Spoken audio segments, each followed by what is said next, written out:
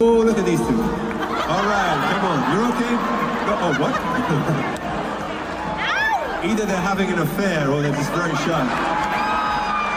Coldplay threw a couple on the kiss cam. Turns out they were having an affair? I don't think even Coldplay can fix this. I feel like this isn't a good way, if you're gonna get caught. They don't even get caught if they're just both at the concert together. They only get caught because they're openly canoodling at the concert. It betrays a lack of respect for any sort of judgment, but also for a basic value system. After the scandal broke, Kristen was revealed to be having an affair with a billionaire tech CEO, and the whole world found out when they were caught on kiss cam at a packed concert.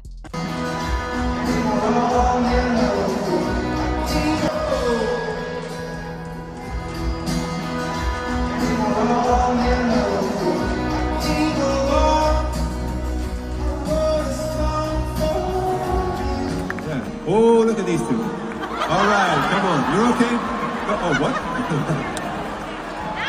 Either they're having an affair or they're just very shy. I feel like this isn't a good way, if you're gonna get caught cheating, it shouldn't be like this. Well, maybe he should have thought of that before he was cheating. What if the man at the center of a viral scandal didn't fight back because he didn't have to? When the affair exploded, the world turned its eyes to her, but the silence around Andrew Kitt was deafening. Her life crumbled in public. But his? He vanished. No interviews, no statements, not even a single post. Just nothing. Don't cheat on your wife. That makes you a scumbag. Let's just start there, full stop.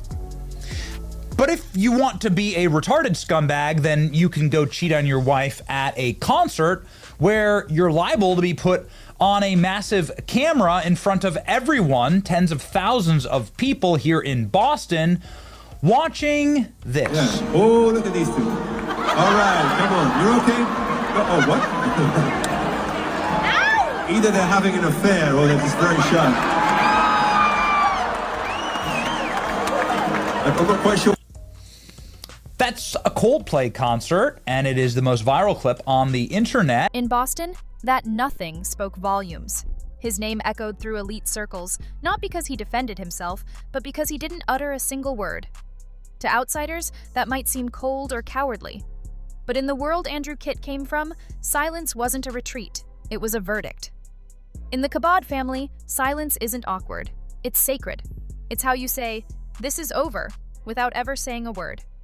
There were no attempts to fix the narrative, no tearful rebuttals, no image rehab. He simply let the headlines run wild. And in his world, that's exactly how you kill a scandal.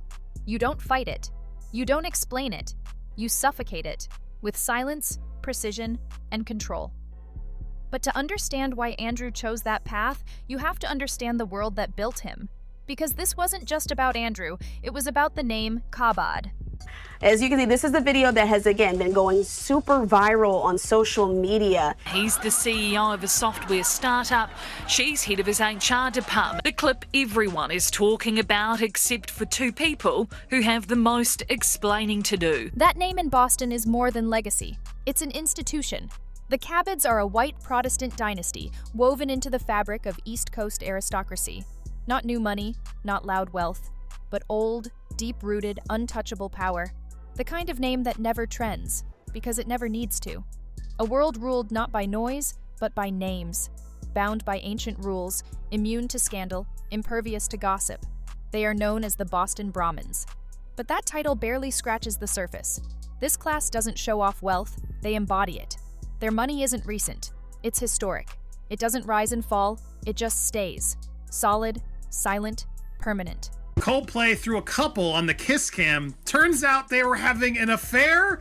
I don't think even Coldplay can fix this. Astronomer CEO Andy Byron, who was caught there at a Coldplay concert on the Jumbotron, cozying up with his company's head of human resources. It sucks. Are you joking? It's bad. It's terrible. It's stupid. It is durable, it is quiet, and it's been fortified through generations.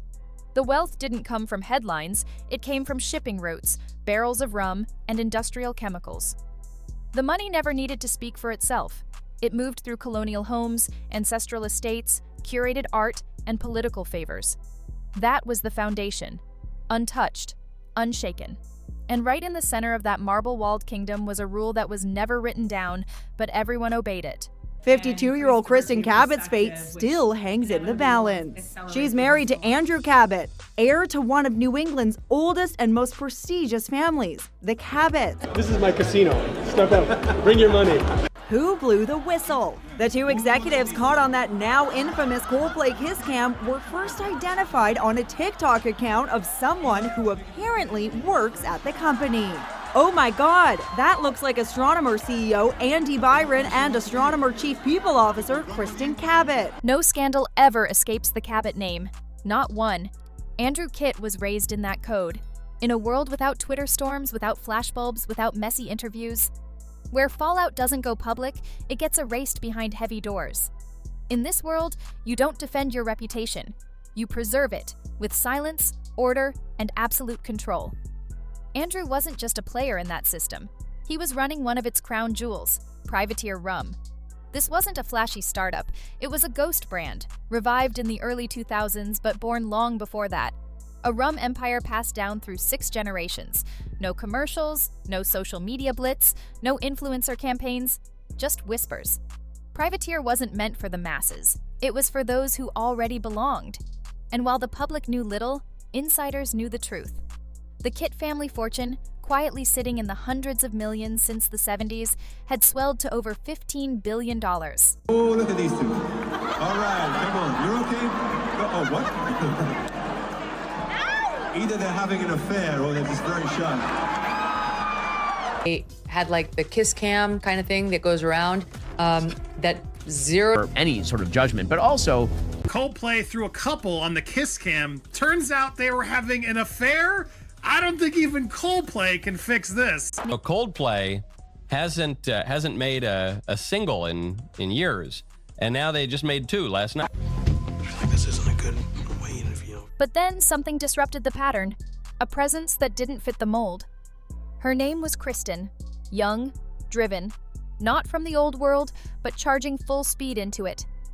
When she joined the board of Privateer Rum in 2020, she was still someone else's wife. But just months later, she filed for divorce. And by 2022, she was no longer a guest in Andrew's circle. She was standing next to him. The public never saw a wedding. No photos, no official words, no smiling announcements in society papers. But the Boston elite didn't need proof. Their circles whispered what the headlines never confirmed, that Andrew and Kristen had married in secret sometime in 2023. No fanfare, no public proof, just a single breadcrumb, a real estate filing. Okay, so there's a photo of them, right? This is their little tech company. Too bad, you know? They'll be a scumbag. And if you are a scumbag, then, well, I guess you deserve this. And it is official at this time. We know that the CEO has officially resigned amid this incident, according to the company. In early 2025, a quiet document was filed. Andrew and Kristen now co-owned a beach house in New Hampshire. Price tag? $2.2 million. The home was stunning, detailed down to the wood grain, sitting right on the water's edge. Not loud, not flashy, but unmistakably powerful. It said exactly what they wanted the world to see. Refined wealth, not attention-seeking. And for a while, the facade held strong. Kristen wore the ring. She moved effortlessly through distillery parties and private club gatherings. A polished, modern woman with the resume, the wardrobe, and just enough charm to survive a room full of pedigreed men. She wasn't born into that world, but she walked into it like she owned it. And Andrew? Always steady, always composed. He wasn't just a husband. He was a guardian of the name, the legacy, the fortress his ancestors built.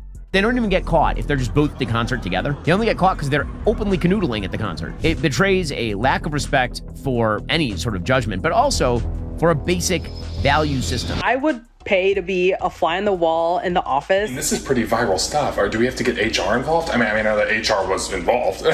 But behind the paneled walls and vintage wine collections, something began to shift. Slowly, quietly. Kristen wasn't content staying in the shadows of old money. She didn't want to just fit the mold, she wanted to break it. So she left Privateer Rum, left the quiet, buttoned-up world behind, and stepped into something very different. Astronomer, a flashy, fast-rising tech firm. There, she didn't just survive, she thrived. Promoted to head of HR, Kristen was suddenly in her element, young, modern, ambitious. Her background read like a dream. Elite schools, top firms, polished speeches. And then she started rising even faster. Too fast. Because in the tech world, the rules are different. You're encouraged to be bold, to be visible, to mix power with persona. The moral of the story here is don't get caught on kiss cam. If you're gonna have an affair, why would you bring her to a concert in public where everybody can see you? What if you even ran into someone you knew? Who cares about the Jumbotron? What if you ran into someone you knew? Huh? Forget the Epstein files. I want to see the text messages of that astronomer CEO that got caught cheating at the Coldplay concert. And here's where things took a turn. At Astronomer, personal boundaries blurred fast. No one blinked if the lines between professional and private got messy, as long as you were careful. But Kristen? People started talking. Her closeness with CEO Andy Byron didn't go unnoticed. At happy hours, team dinners, company retreats, glances turned to whispers. There were no texts, no photos, just tension. Then came the night that shattered everything. A Coldplay concert. Gillette Stadium. 65,000 people. The lights dim, wristbands pulse with color, the music swells, emotions peak, and then it happens. The kiss cam cuts through the crowd. It pauses on one couple just long enough to tell a story. They're seated close, too close, their bodies leaned in. The chemistry? Unmistakable. And in that split-second frame, the crowd doesn't know what they're seeing, but the internet would figure it out fast. Coldplay hasn't made a single in years, and now they just made 2 last night. I don't know what's worse. Finding out in 8K that your husband is a fan of Coldplay, or that he's cheating on you at the Coldplay concert, or that he's cheating on you with an old woman. Kristen Kitt, head of HR. And right beside her, her boss, CEO Andy Byron.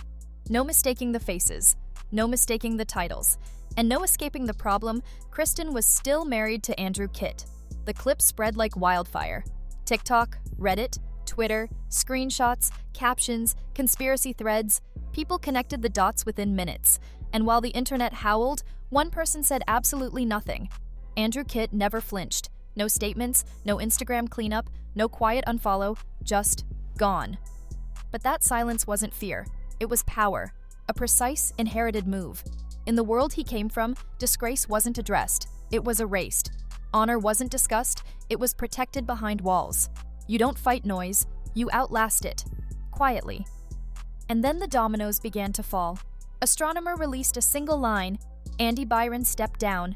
Kristen Kitt was suspended. No interview, no explanation. One morning, Kristen's LinkedIn vanished. The next day, her name disappeared from the internal directory. No goodbye email, no press quote, just vanished. Piece by piece, her existence was unspooled like thread until there was nothing left. Oh, look at these two. All right, come on, you're okay? Oh, what? Either they're having an affair or they're just very shy. They're both married, not for long. The only traces of her left were relics, a few outdated articles, a few party photos buried deep on Privateer Rum's site. But Andrew didn't delete them. He didn't pretend they never happened. He let them sit, like a wound that was never stitched. Because in his world, you don't clean up messes in public. You let time make them invisible. And quietly, the timeline began to slip out. The board appointment, the divorce, the beach house, the secret meetups, details only known to insiders. No names leaked, no one broke rank. But the silence itself became a voice, a warning. Kristen was no longer welcome. Not in that circle, not in that legacy. She had been erased, not with fury, but with precision. Inside the Boston elite, an old line began circulating again. Cabot only speaks to God. Most dismissed it as myth, but those who had lived it, they knew. It wasn't a metaphor, it was a code. Power doesn't shout. It whispers through closed doors and locked rooms. It isn't earned with charm, it's inherited through blood, tradition, and silence. And those who once admired Kristen, the modern woman who made it, were left stunned. Because in her world, success came with applause. But in their world, one misstep and you don't get punished. You get deleted. No headlines needed, no courtroom fight, no messy breakup post, just silence, cold, final, and irreversible. And the tidbit is, that's not his wife. And can we talk about the employee that was with them? She obviously knows what's going on because she's there. But apparently, this couple will not be fans of Coldplay for long. No press conference, no rage online, no angry tweets, just silence. And somehow, that was enough. Kristen was erased from a world where reputation meant more than reality, where honor wasn't something you earned back, because once it cracked, it was gone for good. And Andrew Kitt? Still no voice, no excuses, no goodbye letter. Just the same cold silence that had outlived entire scandals before her. Maybe one day he'll break that silence. Maybe there'll be a memoir, a late-night interview, a podcast. Maybe someone will chase him across Europe for the truth. But today, there's only one sound: silence. No spin, no rebuttal, no paparazzi playbook. Just a controlled vanishing, calculated and ice cold. And in Boston, nobody blinked. Because here, people know. You don't betray the Cabot family, not in daylight, not in headlines, and never without consequences. And that consequence wasn't a fight. It was a full-on erasure. In their world, you don't say, "I was wrong." You just stop existing. Some scandals cost you your job, some cost you your friends. But this was the kind of scandal that makes people disappear, quietly, completely, and forever. The kind no one dares to bring up again. So what's worse, being publicly dragged for the world to see, or being erased like you were never there? In a world where perception beats proof, is silence the ultimate weapon, or the final sentence without a trial? Leave your thoughts below. Are you on the side of the one who speaks, or the one whose silence says everything? If this story shook you, hit that like button, subscribe for more, and turn on the bell so you never miss an update. We're always digging deeper, and this is just the beginning.